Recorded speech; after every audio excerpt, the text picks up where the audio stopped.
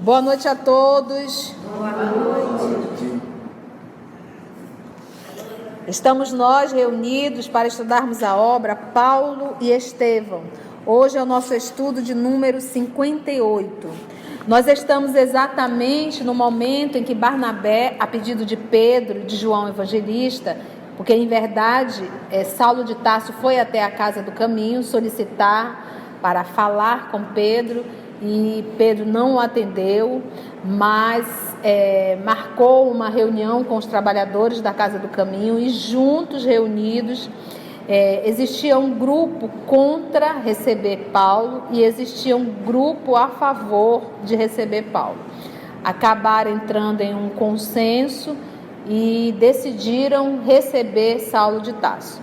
Então, o Barnabé, que tem uma característica assim, muito conciliatória, muito amoroso, gentil, decidiram justamente que Barnabé fosse, também por um outro motivo. Se de repente fosse Pedro, João ou Tiago, a presença de Pedro, ou de qualquer um desses que eu acabei de falar, pensou Pedro, iria relembrar logo de imediato o que o Saulo fez. Então, como se fosse assim uma humilhação para ele. Então, ele disse, não, nesse primeiro momento, deixa Barnabé, que não esteve naquele momento da prisão de Estevão, não esteve na prisão de Pedro, de João Evangelista. Então, esse primeiro contato, vamos deixar Barnabé. Então, foi Barnabé até essa hospedaria muito simples e de uma forma assim muito delicada, muito sutil, muito discreta, se aproximou do dono da hospedaria, pagou a conta, porque ele já sabe as condições de Saulo de Tarso. E agora nós estamos nesse diálogo, dentro da hospedaria ainda, Saulo de Tarso conhecendo Barnabé, que será o seu grande companheiro de jornada no trabalho da divulgação do cristianismo. Vamos fazer a nossa prece? Nosso querido professor Valdeir vai fazer a prece. Senhor Jesus, mestre querido, neste momento em que vamos rever páginas vivas do cristianismo nascente, protagonizado por Pedro, por Paulo e outros queridos trabalhadores que estiveram em contato contigo, direto ou indiretamente. Permite, Senhor Jesus, e ajuda-nos a limpar o nosso coração para agasalharmos esses conceitos, essas luzes que certamente contribuirão para nos tornarmos melhores. E envolve-nos com a tua paz, agora e sempre, que assim seja. Muito bem. Então vamos lá.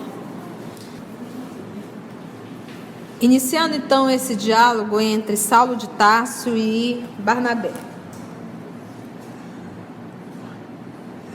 Receio, disse o moço tarsense, um tanto indeciso, pois já ofendi muito a Simão Pedro e demais companheiros. Só por acréscimo de misericórdia do Cristo consegui uma réstia de luz para não perder totalmente meus dias.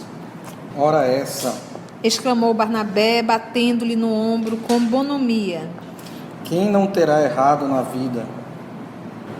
Se Jesus nos tem válido a todos, não é porque o mereçamos, mas pela necessidade de nossa condição de pecadores.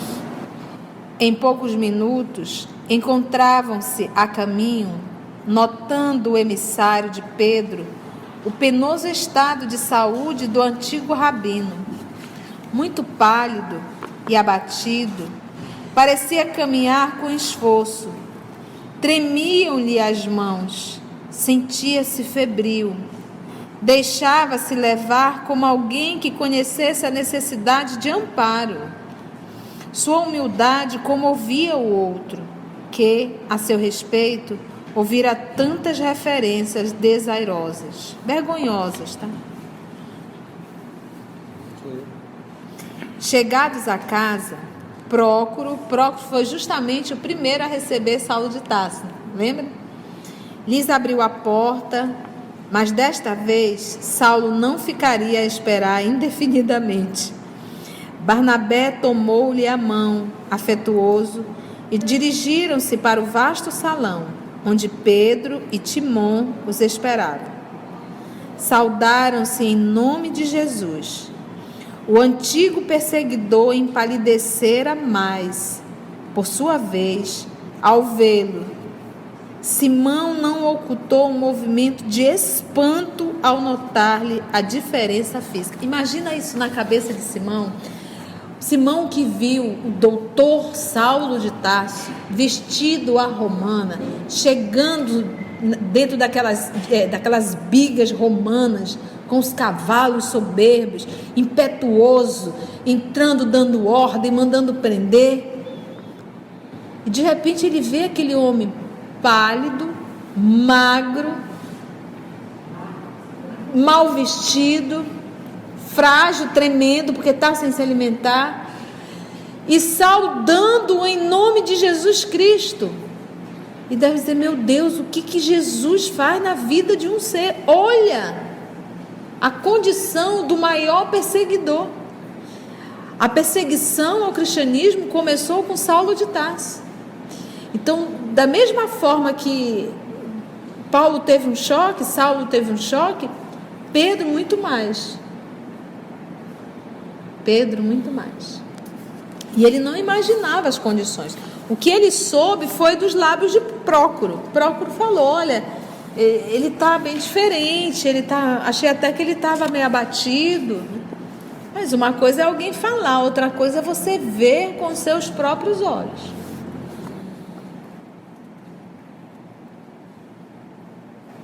Aqueles olhos encovados, fundos, a extrema fraqueza orgânica, falavam aos apóstolos galileus de profundos sofrimentos de Saulo de Tarso. Irmão Saulo, disse Pedro comovido, Jesus quer que sejas bem-vindo a esta casa. Assim seja, respondeu o recém-chegado de olhos úmidos. Timon abraçou-o com palavras afetuosas, em lugar de João, que se ausentara ao amanhecer, a serviço da confraria de Jope. Em breves momentos, vencendo o constrangimento do primeiro contato com os amigos pessoais do mestre, imagina? Porque para ele, Pedro não tinha nenhum valor quando doutor da lei. Não conhecia Jesus? Agora Pedro tem um valor para ele inestimável. Gente, é Pedro, conviveu com Jesus. Olha, quando nós vamos a Pedro Leopoldo, que a gente consegue encontrar uma pessoa que conviveu com Chico, a gente quer sentar ao lado da pessoa e quer que a pessoa conte as historinhas. Imagina você sentar ao lado de Pedro e dizer, fala para mim do que você viveu ao lado de Jesus. É o livro vivo.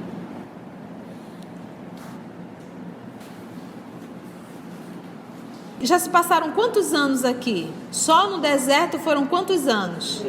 3 anos no deserto. Só no deserto.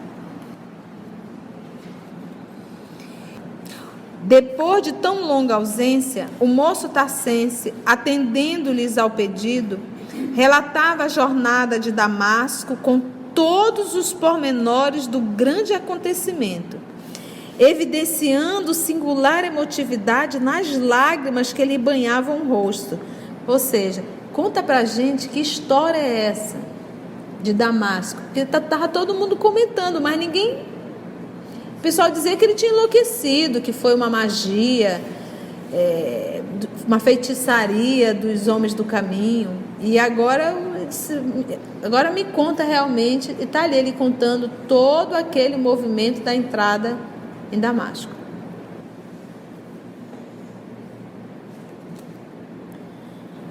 Evidenciando singular emotividade nas lágrimas que lhe banhavam o rosto. Sensibilizara-se excessivamente ao relembrar tamanhas graças. Pedro e Timon já não tinham dúvidas. A visão do ex-rabino tinha sido real, porque não tinha nenhuma foto de Jesus, não existia foto. Não foi, naquela época o que eles faziam para divulgar era o quê? Faziam estátuas. E não foi erguida nenhuma estátua em homenagem ao nosso Senhor Jesus. E ele não conheceu Jesus. Então, uma vez que ele relatando a história e relatando a figura de Jesus, os cabelos, a cor dos olhos, ele disse, não, realmente ele viu Jesus. Ambos, em companhia de Barnabé, seguiram a descrição até o fim, com os olhos cheios de pranto.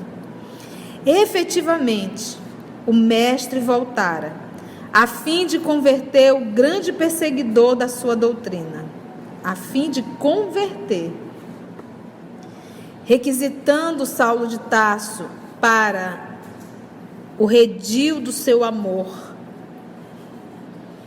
revelara mais de uma vez, redil aí na condição da ovelha voltando ao redil, requisitando Saulo de Tarso para o redil do seu amor, revelara mais uma vez a lição imortal do perdão e da misericórdia.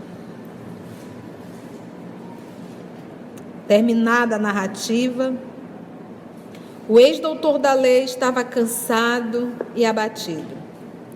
Convidado a explanar suas novas esperanças, seus projetos de trabalho espiritual, bem como o que pretendia fazer em Jerusalém, confessou-se, desde logo, profundamente reconhecido por tanto interesse afetuoso e falou com certa timidez. Necessito entrar numa fase ativa de trabalho com que possa desfazer meu passado culposo. É verdade que fiz todo o mal à Igreja de Jesus em Jerusalém, mas se a misericórdia de Jesus dilatar minha permanência no mundo, empregarei o tempo em estender esta casa de amor e paz a outros lugares da terra. Olha que interessante a lucidez de Saulo de Tarso. Necessito entrar numa fase ativa de trabalho. Ativa é segunda a segunda, que até o momento ele não fez. Com que posso desfazer o meu passado culposo. Então, errei, tenho consciência, sou responsável por isso e devo me refazer. E refazer o mal que eu fiz é trabalhando, não é se lamentando. Ele é muito lúcido, Saulo. É verdade que fiz todo o mal à igreja de Jesus. Igreja não é... quando ele falar igreja, não vai pensar no templo com a cruzinha lá em cima. A etimologia da palavra quer dizer congregação. Hoje, igreja se refere ao templo. Mas quando eles falavam aqui, a etimologia da palavra é um grupo, tá? É uma congregação, tá bom? É verdade que fiz todo mal à igreja de Jesus em Jerusalém, mas se a misericórdia de Jesus dilatar minha permanência no mundo, empregarei o tempo em estender esta casa de estender. A igreja do caminho está resumida em Jerusalém, não tem mais em lugar nenhum. O trabalho de Ananias ele conhecia, tinha algumas anotações e ele saía pregando. Em Damasco tinha aquela casinha daquela senhorinha que alugava uma sala e ali eles faziam uma reunião de estudo, mas não um trabalho tão ativo quanto Jerusalém. Então ele já faz esse movimento aqui. empregarei o tempo em estender esta casa de amor e paz a outros lugares da terra. Tamanha lucidez e consciência. Sim, replicou Simão ponderadamente. certo que o Messias renovará tuas forças, de modo a poderes atender a tão nobre cometimento na época oportuna. Saulo parecia confortar-se com a palavra de encorajamento, deixando perceber que desejava consolidar a confiança dos ouvintes. Arrancou das dobras da túnica rafada um rolo de pergaminhos e, apresentando ao ex-pescador de Cafarnaum, disse Paulo sensibilizado: Aqui está uma relíquia da amizade de Gamaliel que trago invariavelmente comigo. Pouco antes de morrer, ele me deu a cópia das anotações de Levi concernentes à vida e feitos do Salvador. Tinham em grande conta estas notas, porque as recebeu desta casa na primeira visita que lhe fez. Simão Pedro, evocando gratas recordações, tomou os pergaminhos com vivo interesse. Saulo verificava que o presente de Gamaliel tivera a finalidade prevista pelo generoso doador. Desde esse instante, os olhos do antigo pescador fixaram-se nele com mais confiança. E lembra que o Gamaliel, quando entregou as anotações de Levi, que em verdade Pedro deu a Gamaliel. E Gamaliel fez várias cópias e já sabia inclusive decor. Deu de presente para Saulo de Tarso. Saulo ainda disse: não, mas uma cópia só seria o suficiente. Ele disse: não, tome essa original, eu já estou realmente partindo. Isso aqui servirá inclusive para você apresentar, caso seja necessário, para mostrar a sua conversa. Olha só, Gamaliel pensou, e aqui você vê que esse movimento fez um movimento muito grande dentro de Pedro. Senão, realmente, se Gamaliel deu as anotações de Levi para Saulo, então verdadeiramente ele se converteu. Desde esse instante, os olhos do antigo pescador fixaram-se nele com mais confiança. Pedro falou da bondade do generoso rabino, informando-se da sua vida em Palmira, dos seus últimos dias, do seu traspasse, que é a desencarnação. O discípulo atendia satisfeito. Voltando ao assunto das suas novas perspectivas, explicou-se mais amplamente, sempre humilde. Tenho muitos planos de trabalho para o futuro, mas sinto-me combalido e doente. O esforço da última viagem, sem recursos de qualquer natureza, agravou minha saúde. Sinto-me febril, o corpo dolorido, a alma exausta. Tadinho.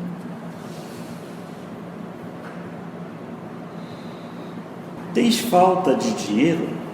Interrogou Simão bondosamente. Sim. Respondeu, vacilante, meio gaguejando. É desconcertante para ele, né? Um doutor da lei, né? Tem falta de dinheiro? Sim. Essas necessidades Esclareceu Pedro. já foram providas em parte. Não te preocupes em demasia. Recomendei a Barnabé que pagasse as primeiras despesas da hospedaria. E, quanto ao mais, convidamos-te a repousar conosco o tempo que quiseres. Esta casa é também tua. Usa de nossas possibilidades como te aprouver. O hóspede sensibilizou-se, recordando o passado, sentia-se ferido no seu amor próprio. Ele não tinha dinheiro. E Saulo nunca quis ser um peso para ninguém. E por isso é que ele veio, se tornou um tecelão. Porque ele tinha isso como profissão, que era para não ser um peso a ninguém. Sentia-se ferido no seu amor próprio, mas, ao mesmo tempo, rogava a Jesus o auxiliasse para não desprezar as oportunidades de aprendizado. Qual era o aprendizado nesse momento? Humildade. Amor próprio, vaidade e orgulho. Então essa era a lição. Olha como Jesus foi atuando na vida de Saulo de Tarso, porque Saulo foi se entregando. Aquele que tem, mais será dado. O que não tem, o pouco que tem será retirado. O vaidoso, o orgulho, o presunçoso. Aceito. Respondeu em voz reticenciosa, revelando o acanhamento. Ficarei convosco enquanto minha saúde necessitar de tratamento. E como se tivesse extrema dificuldade em acrescentar um pedido ao favor que aceitava, depois de longa pausa em que se lhe notava o esforço para falar, solicitou comovedoramente: Caso fosse possível, desejaria ocupar o mesmo leito em que Estevão foi recolhido generosamente nesta casa. É como se fosse um pedido de perdão, né? Barnabé e Pedro ficaram altamente emocionados. Todos haviam combinado não fazer nenhuma alusão ao pregador massacrado sob as vaias e pedradas. Olha, ninguém vai falar de Estevão, deixa quieto, né? E ele mesmo fez esse movimento. Se possível, eu gostaria de dormir, de ficar na mesma cama que Estevão dormia quando aqui.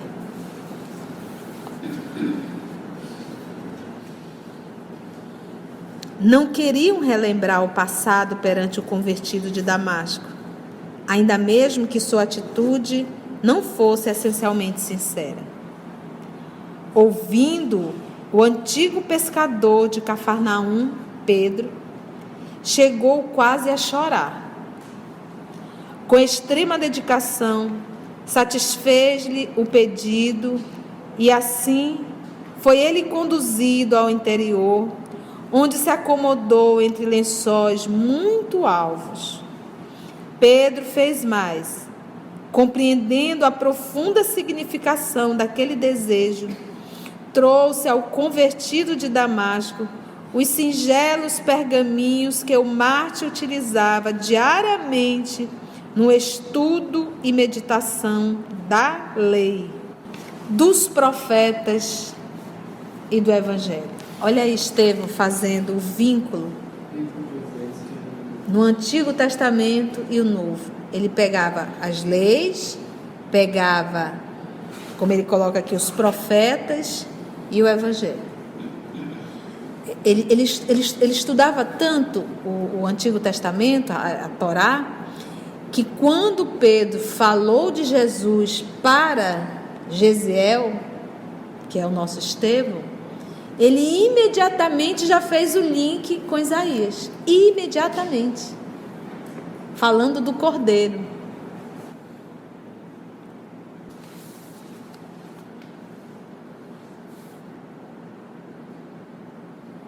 Apesar da febre, Saulo regozijou-se, tomado de profunda comoção, nas passagens prediletas dos pergaminhos sagrados, leu o nome de Abigail, grafado diversas vezes. Ali estavam frases peculiares, próprias à dialética, a fala da noiva amada. Então, esses pergaminhos do Antigo Testamento que o nosso Estevão tinha, ele ali grifava o nome de Abigail e marcava, devia marcar, não sei, algum, e ele disse assim, eram exatamente as falas que a nossa Abigail tanto gostava de falar. Vamos lá.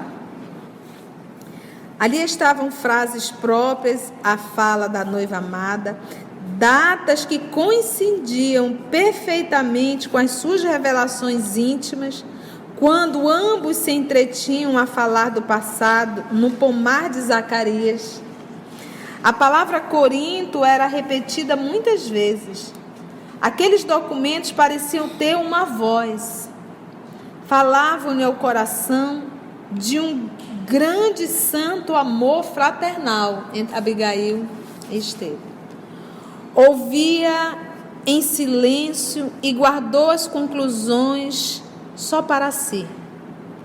Não revelaria a ninguém suas íntimas dores, ou seja, o que aconteceu entre Estevão, Abigail e Saulo, naquele finalzinho de tarde, dentro do templo de Jerusalém, só os três.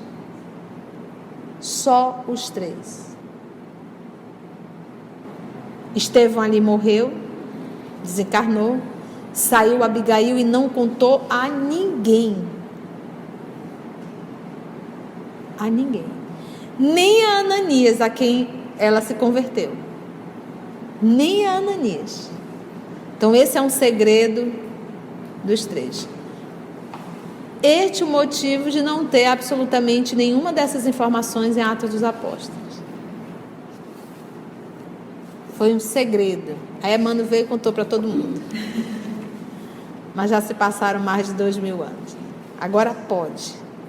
É o tempo que nós devemos guardar um segredo, 2000 anos, tá? Depois você pode contar. Não revelaria a ninguém suas íntimas dores. Bastavam aos outros os grandes erros da sua vida pública. Da vida pública todo mundo já sabe. A íntima, a do coração, deixa essa só para mim. Os remorsos, as retificações que, apesar de verificadas em campo aberto, raros amigos conseguiam compreender.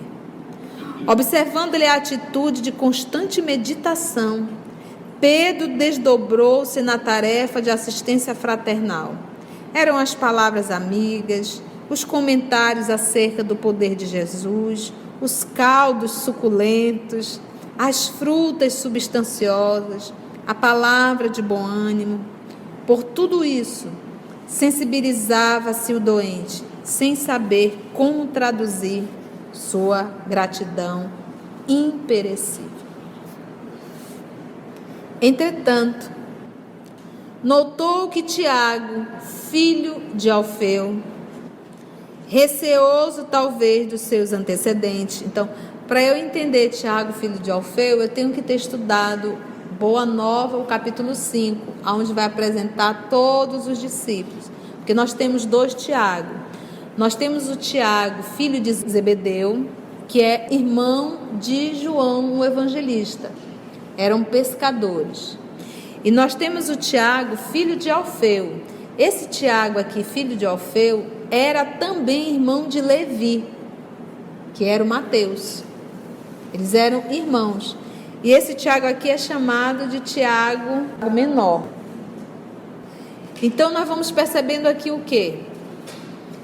Esse Tiago aqui, no Boa Nova, ele é apresentado, tem um momento quando ele está conversando com Jesus, o que os homens dizem de mim, quando Jesus faz aquela pergunta.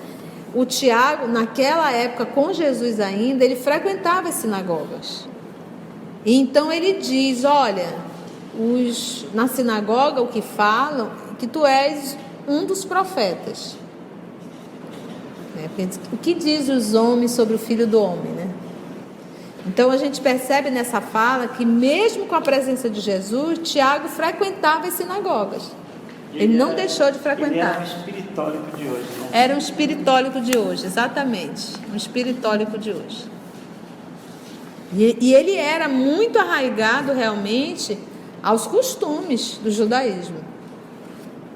Então esse Tiago, filho de Alfeu. Entretanto, notou que Tiago, filho de Alfeu, Tiago menor, receoso, talvez dos seus antecedentes, não se dignava dirigir-lhe uma palavra. E esse Tiago é aquele que estava com uma pé numa boia e o outro pé na outra boia. Ele não se entregou 100% ao cristianismo. Então, mesmo tendo convivido ao lado do nosso Senhor Jesus, tendo ouvido todas as prédicas do nosso Senhor Jesus, nesse momento aqui ele não conseguiu perdoar Saulo de Tarso, porque quer o perdão. Ele olhava para Saulo, apesar de você olhar e não mais identificar o doutor da lei, mas ele olhava e acionava o doutor da lei. O que é isso? Falta do perdão.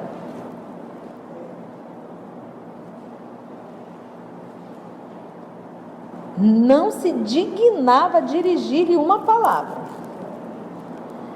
Ou seja, o Saulo já está se sentindo culpado, já está sofrendo, ainda vem o Tiago menor e pisa no pescoço dele, porque a pior coisa que pode existir na vida de um ser humano convivendo, da forma que ele estava convivendo dentro do mesmo lar, é você ignorar. Arvorado em rígido cumpridor da lei de Moisés, olha aí, dentro da igreja do caminho, era percebido de vez em quando pelo moço tassense, qual sombra impassível a deslizar, balbuciando prece silenciosa entre os enfermos.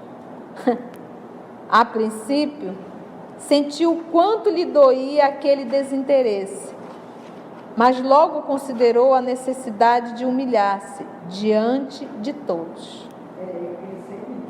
Nada fizera ainda que pudesse positivar suas novas convicções.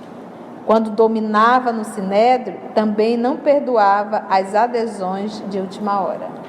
Então ele trouxe eu também era assim. Logo que entrou a convalescer, já plenamente identificado com a afeição de Pedro, pediu-lhe conselhos sobre os planos que tinha em mente. Encarecendo a máxima franqueza, para que pudesse enfrentar a situação, por mais duras que lhe fossem as circunstâncias. De minha parte, disse o apóstolo ponderadamente, não me parece razoável permaneceres em Jerusalém, por enquanto, neste período de renovação.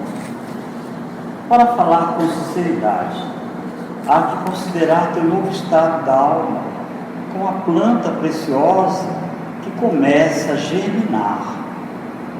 É necessário dar liberdade ao germe divino da fé. Na hipótese da tua permanência aqui, encontrarias diariamente, de um lado, os sacerdotes intransigentes em guerra contra o teu coração, e de outro, as pessoas incompreensíveis que falam nas extremas dificuldades do perdão, embora conheçam de sobra as lições do Mestre nesse sentido. Não deves ignorar que a perseguição aos simpatizantes do caminho deixou traços muito profundos na alma popular. Não raro, aqui chegam pessoas mutiladas que amaldiçoam o movimento. Isso para nós, Saulo, está no passado que jamais voltará. Contudo, essas criaturas não o poderão compreender assim de pronto. Em Jerusalém estarias mal colocado.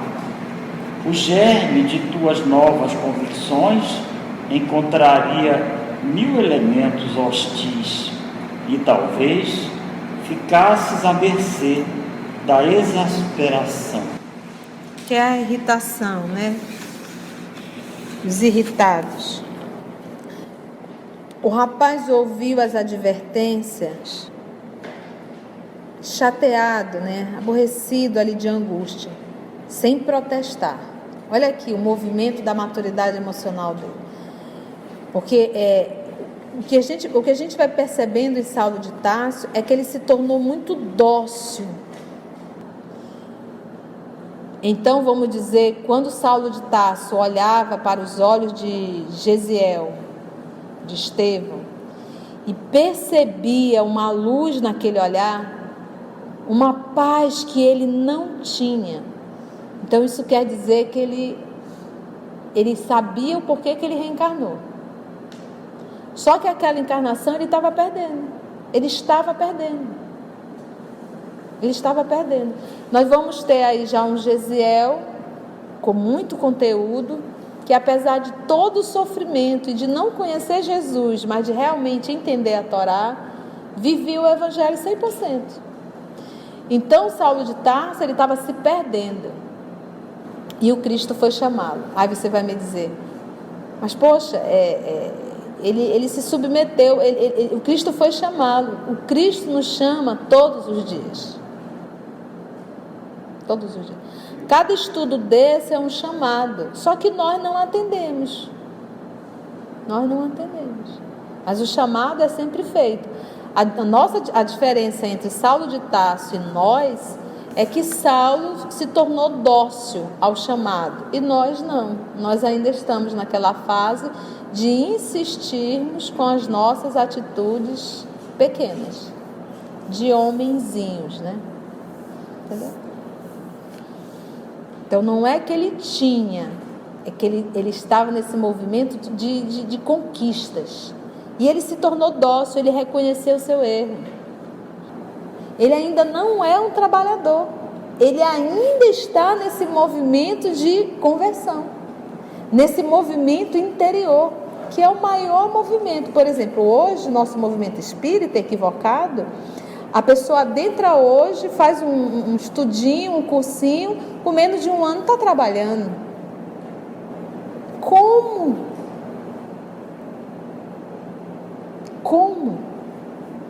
Se ele não fez esse movimento de introspecção?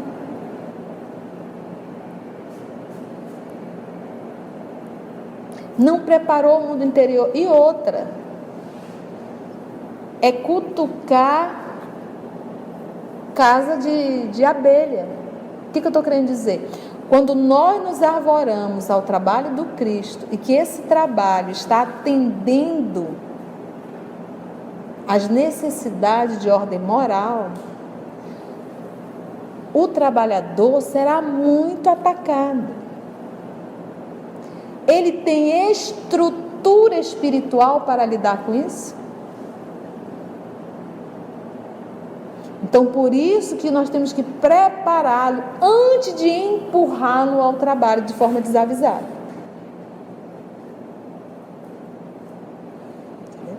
E o que o nosso Senhor Jesus está fazendo com Saulo de Tarso é exatamente isso. E nessas provações que ele está passando, gente, a mãe desencarnou, de vergonha. A irmã saiu da cidade. Os amigos viraram a costa. Está sem um tostão no bolso. Perdeu todo o poder. E, se ele quiser voltar ao poder, só ele dizer assim, chega, não quero mais e pronto, vou voltar à minha vidinha. E ele reconquistaria tudo. Esse sofrimento todo aqui, na horizontal, acabaria. Acabou. Chega. Vou voltar a ser o doutor da lei, que eu ganho muito mais do que isso aqui. Isso aqui não está dando certo para mim, não. Ninguém estava obrigando Saulo a continuar. Então, o que a gente aprende com isso? Por isso é que o nosso Senhor Jesus diz: todo aquele que quiser vir após mim, pegue sua cruz, tome sua cruz e siga. Mostrando que não será fácil. E que será de muito sacrifício. Por que sacrifício? Porque nós temos uma luta árdua com vaidade, orgulho e presunção. Vamos fazer a nossa prece? Vamos orar?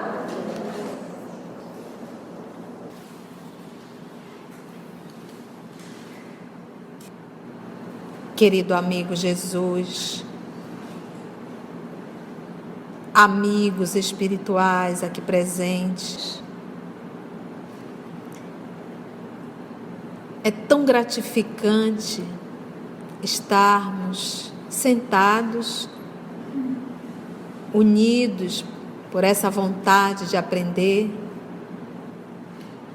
e estudando, amor querido, lições imperecíveis, lições que não estimulam vaidade, orgulho, presunção, estudo que não nos traz nenhum título transitório,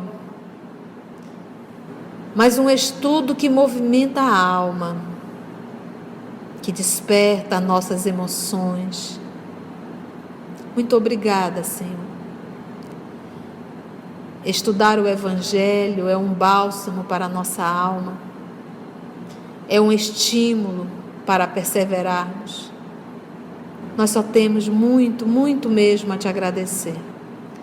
E agradecer a presença dos nossos amigos espirituais que conduzem esse trabalho sempre com tanto amor, com tanto carinho. Muito obrigada, Jesus. Te fazemos um pedido. Nos ampara, nos fortalece.